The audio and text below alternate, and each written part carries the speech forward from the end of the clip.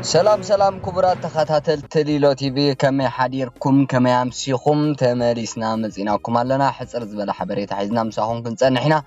تزبزح كوابت ناي نغو ويكا مشت زنبره مدبنا حصر ابيله تنكف ابيله نيرت حبريتا زنبره حفشاوي اب تግራይ كالا حدش كونتات تفطيرلو معناتي شعبيان فانون حقوم هيبمالو نهوحت حقوم هيبمالو خبلكم كلكم اب غداي معراب تግራይ اب غداي رايا اب غداي زبزح بوتاتات ناي تግራይ تمازابلتي عدم قديفهم استسددلو زي مرجدا علي اتقندي نسلطانو طراي اما قال خباب طراي كنبر زدلي اندحر دا حيل رخيبو نسو ايغدسوني حدا اكلات جن بونت ولا ابتو بهلاويان جنرالاتي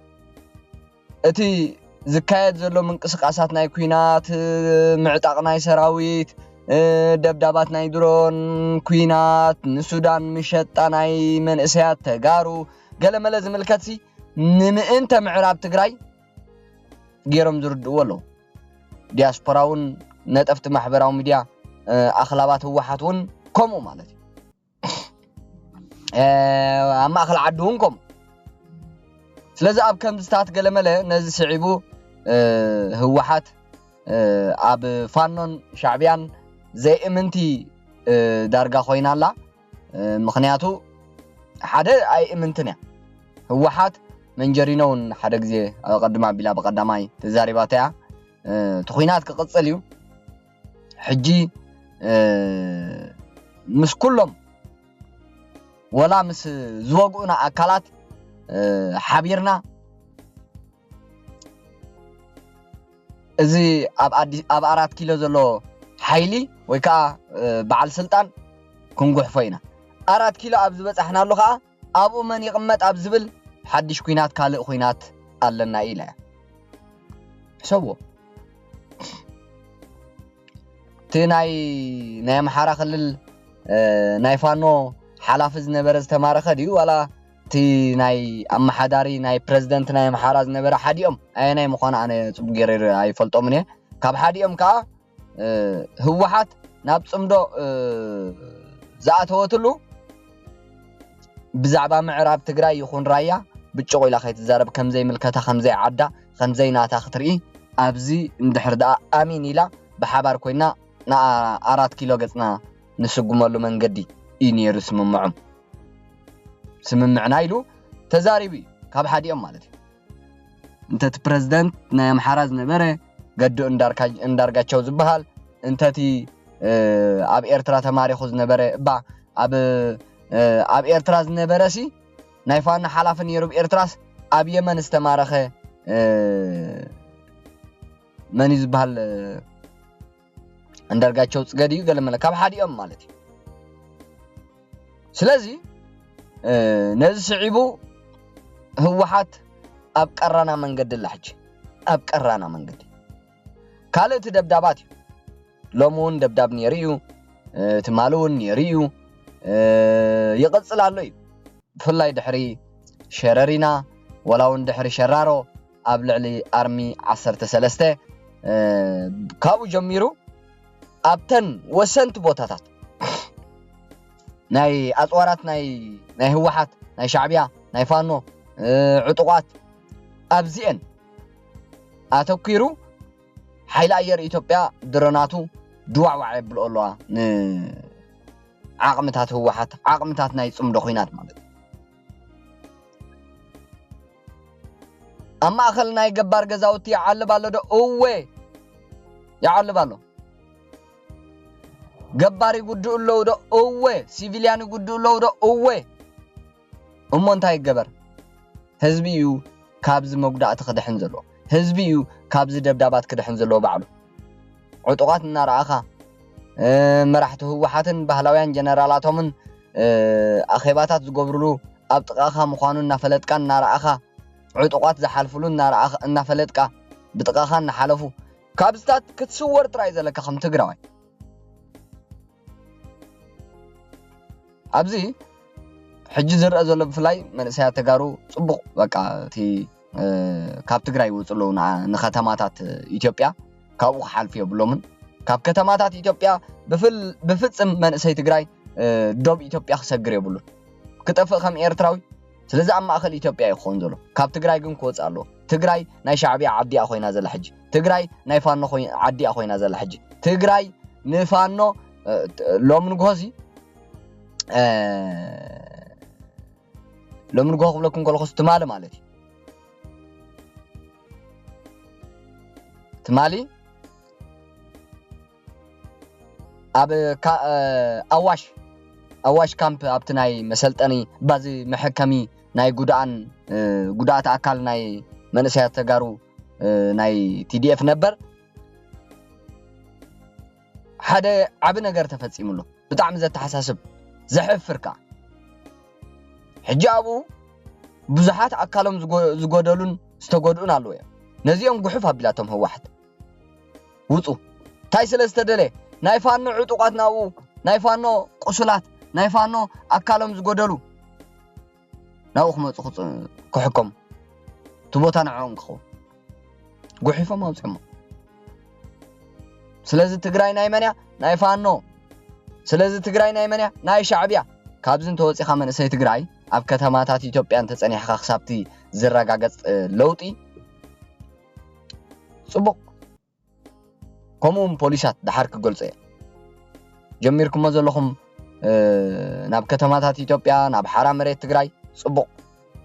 ነብስኹም ኣድሕኑ ሎሚ ናይ ሎሚ ከዓ ፍልይቲ ደብዳብያ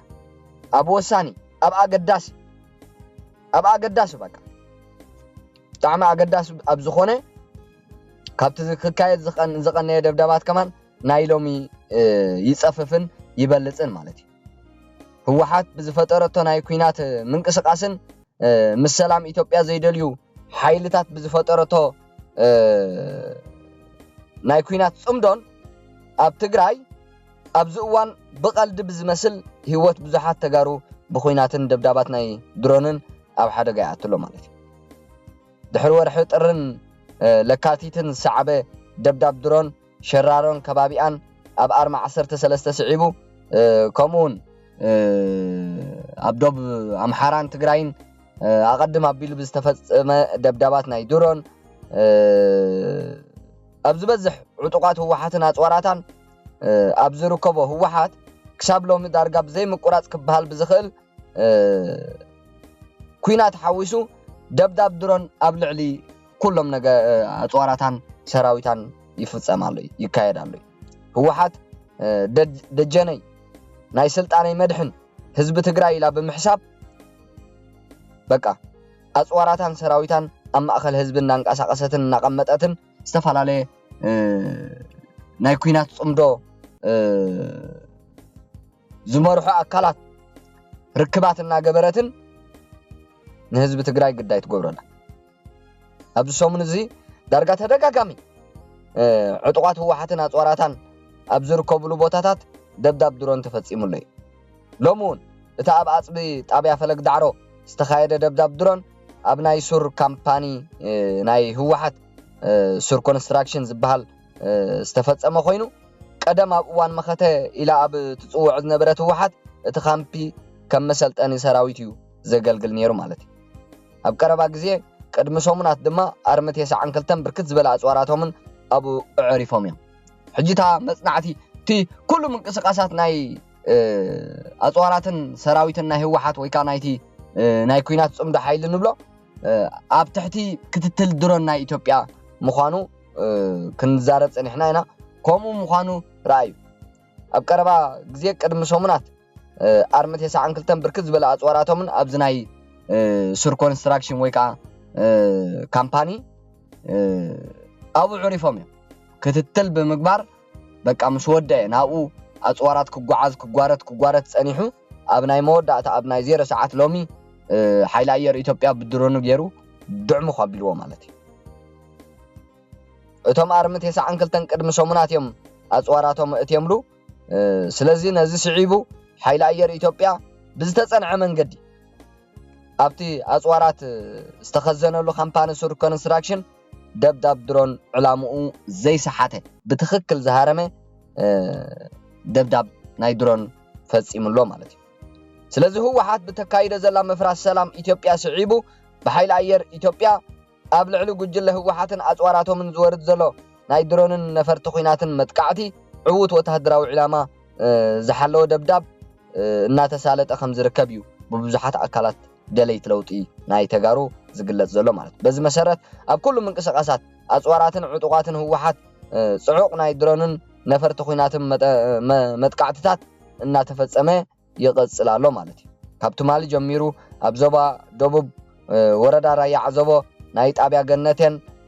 ኣብ ዞባ ሰሜን ምዕራብ ትግራይ ከተማ እንዳባጉናን ክሳብ ማይ ዓይኒ ከባቢታት ዘሎ ኣብ ኣጽቢ ዝተኻየደ ደብዳባት ድሮን ዕውት ወተሃደራዊ መጥቃዕትን ዒላሙ ዝሃረመን ምዃኑ ይግለጻሎ ማለት በዚ ስርሒታት ታንክታትን ብርክት ዝበለ ኣጽዋራት ዝርከቦ ዕጥቅታትን ናይ ህወሓት ናብ ሓሙኽሽትና ተቀየረ ይርከብ ማለት ስለዚ ህዝቢ ትግራይ ሕጁን ኣብ ጥቃ ኣጽዋርን ዕጡቃትን ናይ ህወሓት ዝርከብዎ ከባቢ ብዘይ ምቅራብ ነብስኻ ክተድሕን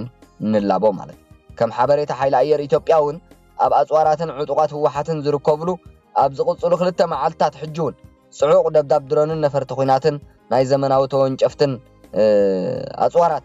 ደብዳባት ክካየድ ምዃኑን ሓበሬታታት ይወጽኣሉ ማለት ቅርበት ዘለዎም ምስቲ ሓይሊ ኣየር ኢትዮጵያ ወይ እውን ምስቲ ናይ ሰራዊት ቅርበት ዘለዎም ኣካላት ናይ ተጋሩ ዝሓበሬታታት እዚ የውጽወሉ ንህዝቢ ትግራይ ንኽጠንቀቕ ኣብ ገጠር ይኹን ኣብ ዝተፈላለዩ ቦታታት ሓበሬታ ክበጽሖም ዘይክእል ኣካላት ሓበሬታ ክበጽሖም ግበሩ ማለት ብመሰረቱ ኣብ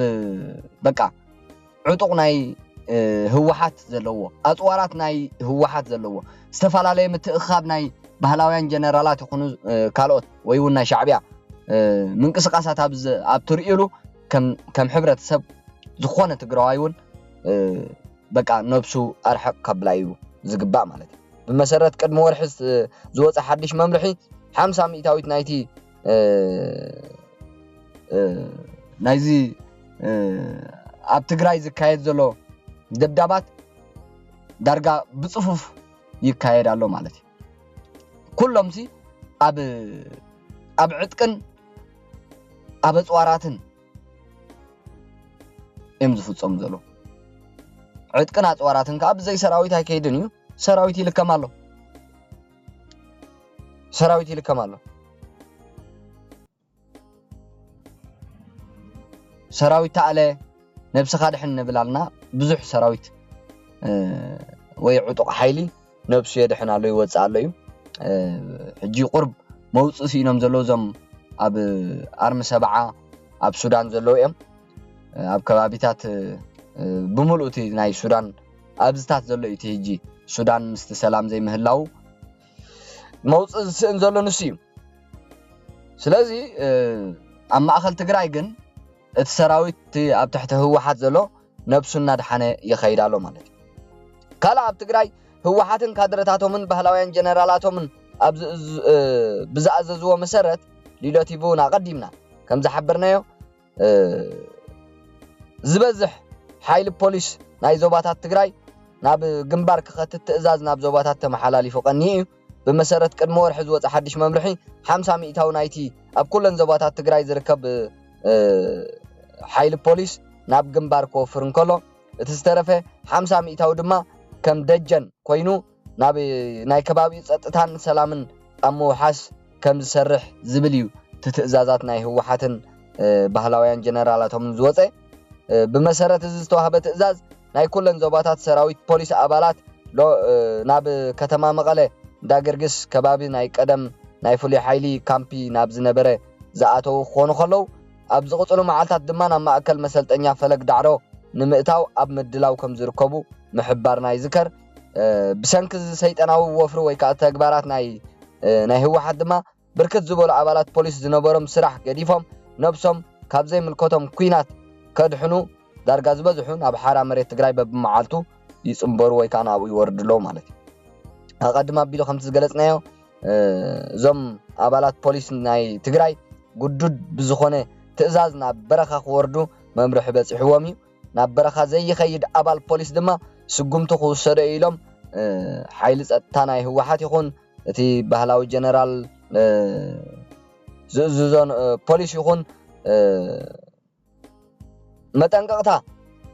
አመሓላሊፎም ሎም ነዚ ስዒቡ ካብ ትግራይ ዝወፁ አባላት ፖሊስ ኣብዚ እዋን እዚ ቁጽሮም ይወስኻሎ ቅድሚ ሕጂ ተጋዲሉ ዝነበረ ይኹን ስድራ ያሃለዎ ብዘይገድስ ናብ ጉዱድ ዕስክርና ናብ ግንባራት ከይዱ ይዋጋ ዝብል ትዕዛዝ እዩ ተመሓላሊፉ ቀኒዩ አባላት ፖሊስ ትግራይ ህይወትኩም ምድሓን ቀጽሉሉ ማለት እዩ ስለዚ ኣብዚ ሳለስተ ድማ ኣብ ኩለን ዘቦታት ናይ ትግራይ ዝነበሩ ዝበዝሑ ፖሊስ ናብ ሓራ መሬት ትግራይ እናተጸምበሩ ኮይኖም ፖሊሳት ካብ ከተማ ዞም ፖሊስ ካብ ከተማ ዓዲ ጉዶም ወረዳ ሕንጣሎን ዝርከቡ ካልእ ቦታታትን ናብ ሓራ መሬት ትግራይ ይጽምበሩሎ ማለት እዩ ብፍላይ ካብ ከተማ ዓዲ ጉዶምን ወረዳ ሕንጣሎን ናብ ኣርሚ 72 ናይ ጽምበረን ብምባል ናብ ሓራ መሬት ትግራይ ዝኣተው ፖሊስ ብዙሓት ኮይኖም ኣለው ማለት እዩ ኣብ ከተማ ዓዲ ጉዶምን ወረዳ ሕንጣሎን ዝተዋጻጹ አባላት ፖሊስ ናብ ኣርሚ 72 ናይ ጽምበረን ብምባል ናብ ሓራ መሬት ትግራይ ከም ዝኣተው ብብዝሒ ሓበሬታታት ይዘርጋሓሎ ማለት እዩ ስለዚ ተጋሩ ነብስኹም አድሕኑ በትበለ በቃ ኣብ ትምህርቲ ኣብ መምህርና ሳሉ ኣብ ናይ ትምህርቲ ሳሉ ኣብ ጥዕና ሳሉ ገባረስኩን ኣብ ዝኾነ በቃ ህወሓት ሕጂ ብፍላይ ምዚ ጽቡቕ ይኸደሎም ነይሩ በትን ንሶም ዝምነይዎ ይኸደሎም ነይሩ ዝናይ ጽምዶ ናይ ኩናት ፋኖ ይኹን ሻዕብያ ሕጂ ግን ካብዞም ናይ አምሓራ አካላት እንተቲ ተማሪኹ ዝነበረ እንተቲ ፕሬዝዳንት ዝነበረ ሓዲኦም ባዕልኹም ፈልጥኩሞም ኣለኹም ኣነ ጽቡቕ ጌር ስለ ዘይፈለጥኩም እየ ሓዲኦም ብዛዕባ እቲ ተግባራት ናይ ህወሓት ኣቃሊዖም ኣለዉ ህወሓት ኣብዚ ናይ ጽምዶ መስርሕ ክትሳተፍ ወይ ከዓ ናብኡ ዝኣተወትሉ ምኽንያት ምዕራብ ትግራይ ዝበሃል ቃል ብቃል እውን ከይተድምጾ ራያውን ከምኡ በቃ ነቲ ኣብ አዲስ አበባ ዘሎ ሓይሊ ንዑ ንምዕላው ኩልና ክንወፍር ኣለና ብድሕሪኡ ግን በቃ ምዕራብ ትግራይ ዶ ገለመለዶ ዝበሃል ነገር የለን ስልጣን ዝበሃል የለን ንሳ ኣብታት ደልያ መቐለን ከባቢኣን ብናጽነት ክትነብር ስምምዕና ኢሎም ተዛሪቦም እዮም ሓዲኦም እዚ ዘሎቲ ናይ ትግራይ ኩነታት ስለዚ ምዝ ተታሒዙ ነፍስ ወከፍ በቃ ካብ ወዲ 15 ይኹን ክሳብ ወዲ 55 ከምታ ናይ ሻዕብያ ኣብ ኤርትራ ዝገብራ ናብ ጉዱድ ዕስክርና ኢላ ህወሓት በቀዳማይ እውን ባህላውያን ጀነራላትን ካድረታቶምን ገለ ናይ ጸጥታ አካላት ዝበሃሉን ዝበዝሐ ዓቕሚ ናይ መሪሕነት ናይ ህወሓት ዘለዎም ኣኼባ ዘካይድሉ ኩናት ጀምሩ ኣይንጅምርን ከመይ ጌርና ንጅምር ስለምንታይ እንታይ ድዩ ኣጋጢሙና ኣብ ሸረሪና ኣብ ታሪኽ ናይ ትግራይ ርኢናዮ ዘይንፈልጥ ብሓደ ግዜ ክንድዛ ዓቕሚ ኣብ ሓፂር ሰዓታት ዝነበረ ኩናት ክማረኽ ከሎ ጽባሕ ጥዑይ ገይሩ ኣብ ዝተወላዓሉ ኩናት ተሒዝና ክንተርፍ ኢና ስለዚ ሰራዊትና ተባታቲኒ እዩ ኩናት ክንጅምርሲ ዝከኣል ኣይመስለንን ኢሎም ደምዲሞም እዮም ወይ ከዓ ሓሳብ ኣቐሪቦም ወሓቅኹም ይኹም ንሕና ኮት ኩናት ክንጅምሮ ከለና ሃየ ፋኖ ክመጻና ንጽበ ነርና ሻዕብያ እውን ክሕግዘና ንጽበ ነርና ግን ኩሎም ትእዛዝ ኣይመጻናን ኢሎም ብፍላይ ሻዕብያ ወታደራት ናይ ሻዕብያ ንፈልጣ ሓበሬታ የለን ትእዛዝ እውን ኣይተዋሃብናን ኢሎም እዮም መልሲ ሂቦምና ዝብል ሓበሬታ ይወጽ حسبوا بدحرو خاز نايزم نايم حرا إليتات زربا مصيب زعبا معراب تግራይ ገለመለጽ ናብ ጽምዶም እታዋ ህወሓት ዝምልከት ማለት እዩ ስለዚህ ህወሓት ቀትሩን ገሊጼ ትማሉን ገሊጼ ስለ ኢሮብ ስለ ባድመ ስለ ሸራሮ ዝባ ጎርሰርናይ ካልኦት رايا معراب تግራይ قال ملا يقدساني فيدرال منغسي ህወሓት ምስ ህወሓት ተዓሪቕና ኣለና ናብቱ ዝነበረ ውድቡ ተመሊስሎ ናይ ትግራይ ገዛእ ሓይሊ ወይ ከዓ መንግስቲ ውድብ ህወሓት እዩ ኢሉ እንተዘጽድቕ ኣብ መቐለት ሓጺራ ምዕራብ ትግራይ የብላ በቃ ኣብታ መቐለ ጥራይ ምነበረ ታይ ቅድሳዲ መባዕለግ ጥራይ ትርከብ ኮንትራባንድ ተመሓላልፈሉ መንገድታት ጥራይ ትርከብ ሰባት ትሸጠሉ ዕድል ጥራሕ ትርከብ ሃብቲ ናይ ትግራይ ትጉሕጉሓሉ ጥራይ ዕድል ትርከብ أيقدساني خالد أيقدساني زخلو نرئي زلنا ناب شعبيا مقنبح مسفانو تنقل على عم بال نمن إسايات بتملكة اللي مرشان مئسار مجواي مشاط ناب كوينات مشاط أقديد كان أب قدود عسكرنا كلو نرئي زلنا بك أنا يسلت أنقلو لاوي مالتي بزعبا سلطانا سلازخوني تعلبت زلا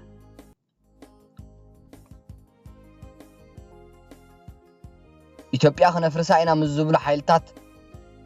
ዓሪኻን ጸሚዳን ኣማኻሪት ኮይናን ባይታ ፈጢራን ዕድል ፈጢራን መንገዲ ፈጢራን ሓይል ኣየር ኢትዮጵያ ወይ ካ ሰራዊት ኢትዮጵያ ወይ ካ መንግስቲ ኢትዮጵያ ስቅኢሉ ይርኢ ኣይረን نعو سعبي زكاية زلوز دبدابات فلا حجب زي سالستي خمان يكونن عبد سومنزي بزي مقرات زكاية زلو نريئ زلنا دبدابات ناي درون تكبارات ناي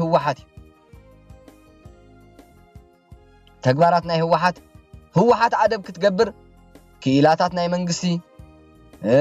دبلومات توكل تودو حورات هاقرات ناي أفريقا قال ملا قال زلوم ولا تسابعي زي ماني شو مزي قونا زي سمها بني أبا سانجو